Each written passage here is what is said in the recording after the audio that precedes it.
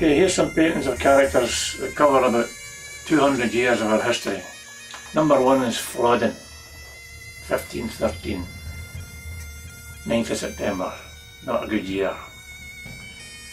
We lost one of the greatest kings that Scotland ever had there, James IV, in the battle, and of about 20,000 soldiers, 10,000 were killed. The English didn't fare much better, but they won that dreadful battle. A few years later, the Duke of Hamilton took a 5-year-old Scottish Queen to France for her education, and for his trouble he was awarded with the French title of Duke of Châtellerault. The wee girl was Mary Stuart, Queen of Scots, but I don't think Mary made a decent decision in her whole life. So if she was educated by the French, I'll blame them. Seriously though, she was doomed for the start. When she came back to Scotland after the Meaches threw her out in 1561, her attempts at restoring a Catholic to the English throne met with disaster after disaster, and the English Elizabeth had her locked up in prison for 19 years without a single charge against her. You can imagine that happening nowadays with an heir to a throne.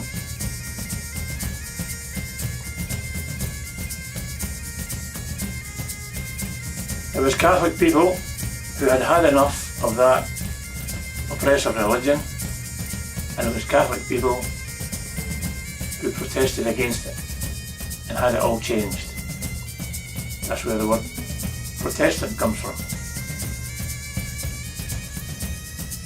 Much to Mary's consternation, they were never going to go back to it. At one point, Mary was expecting twins to the Earl of Bothwell, whom she had married. But the earls and nobles made their way through the night, the prisoner that she was, to Lochleven Castle, where she spent a year in prison there. And by the time she got to the castle, at one point she fell down the stairs and she lost the twins. So the earls and nobles were making sure that there was no offspring of Bothwell's was ever going to inherit the Scottish throne. She's like a tree with no roots. First gust of wind that come up, it's going to blow her over. There's going to be enough to blow her over. I think she must have been happy to see an end to it. But the way it was done was cruel in the extreme. Next painting up is Mary Goes to the Block. The morning of her execution, she was led to the block at Fotheringay Castle in the north of England. But nobody saw the Skye Terrier under her skirts that followed her up the stairs and across the platform to the block. Only when her head was removed from her body did the wee dog come out from under her skirts.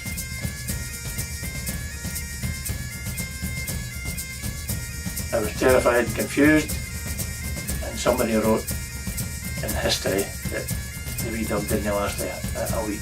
It died the following week. The horror of such an execution will be remembered because Elizabeth decreed that Mary was to be executed with a short hand axe, much like this one, something like that, and not the long sword. It's inhuman. The executioner's aim wasn't perfect, and the axe first hacked at the back of her head, opened her skull, blood spattering everywhere. She gave a moan and her head fell to the right.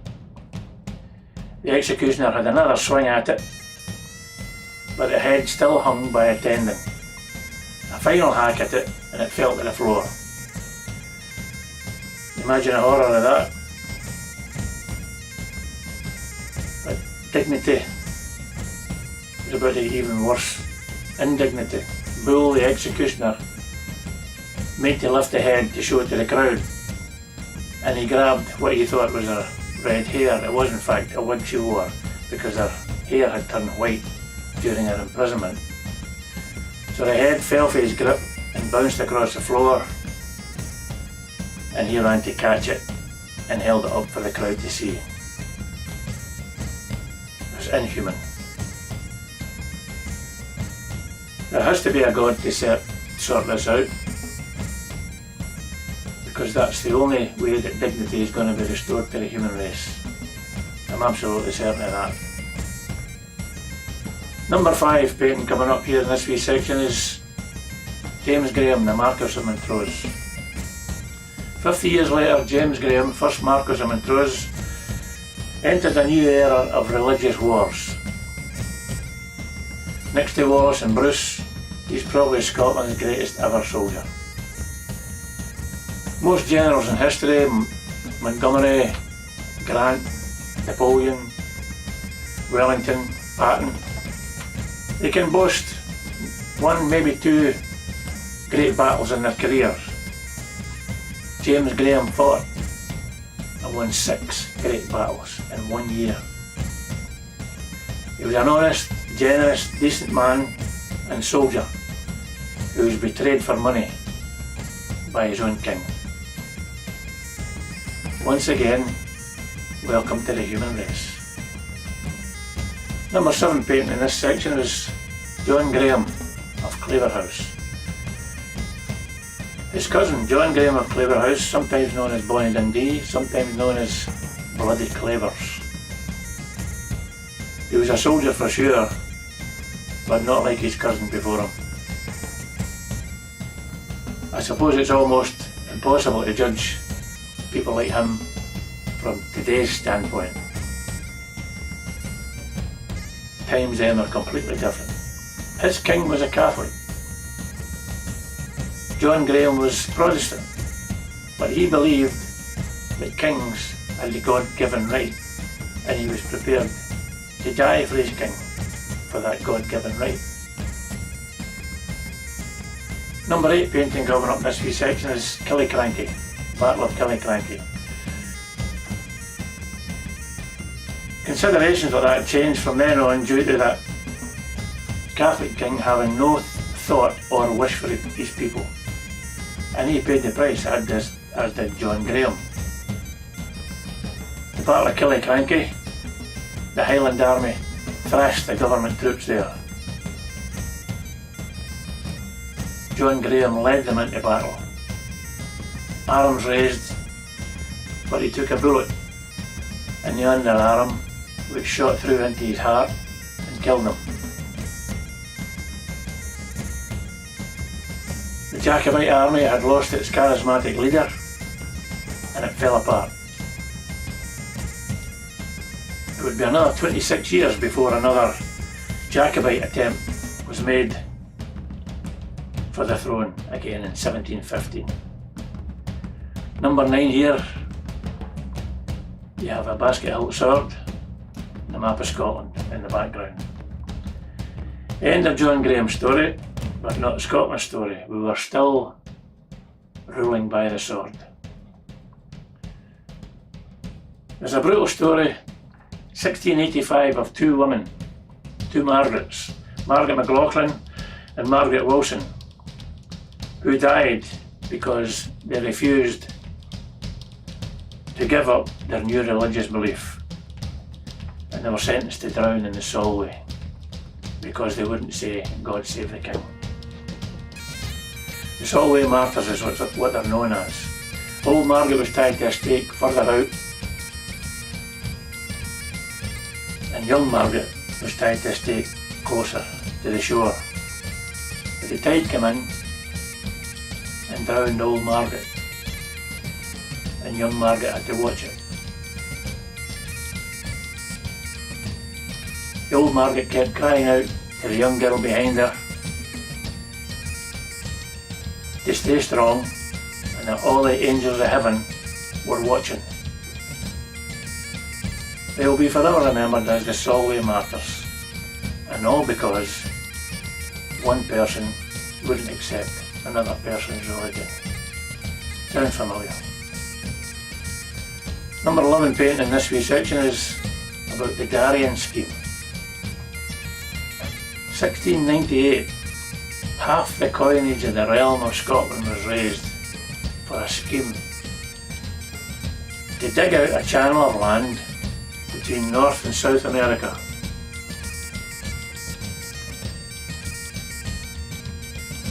A few miles long it was. If successful, all the ships in the world could then pay a toll to the Scots who dug that channel out,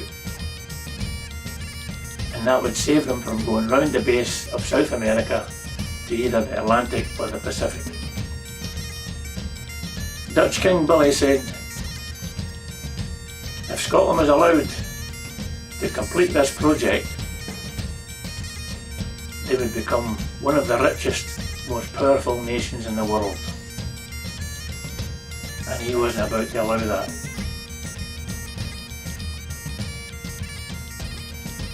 He paid the local Indians, the Spanish, the Portuguese, the French to fight, starve them out and harass them any way they could, just to get the Scots out of that area. They died from starvation and disease, and the few survivors that go back to Scotland convinced the nation again to try again with another 1200, but with the same result this time. The Dutch king had no time for Scotland, in fact never even set foot in Scotland, not once. But he was successful in preventing Scotland from becoming probably one of the richest nations in the world. It was said at the time that whoever opened up that stretch of land, which we now know as the Panama Canal, they would become the most powerful nation in the world. Who owns it now? America. The most powerful nation in the world. Scotland almost had it. There was also a Dutch King William who signed his name to the worm which murdered the clan MacDonald of Glencoe in 1692. It's all written down in black and white. He actually wanted to wipe out the whole clan system, every clan in Scotland, but was advised against that. I was never told about that at school. Such treachery makes you despair of the human race. And like I said at the beginning, there'll be some people who will say, I don't want to know about that.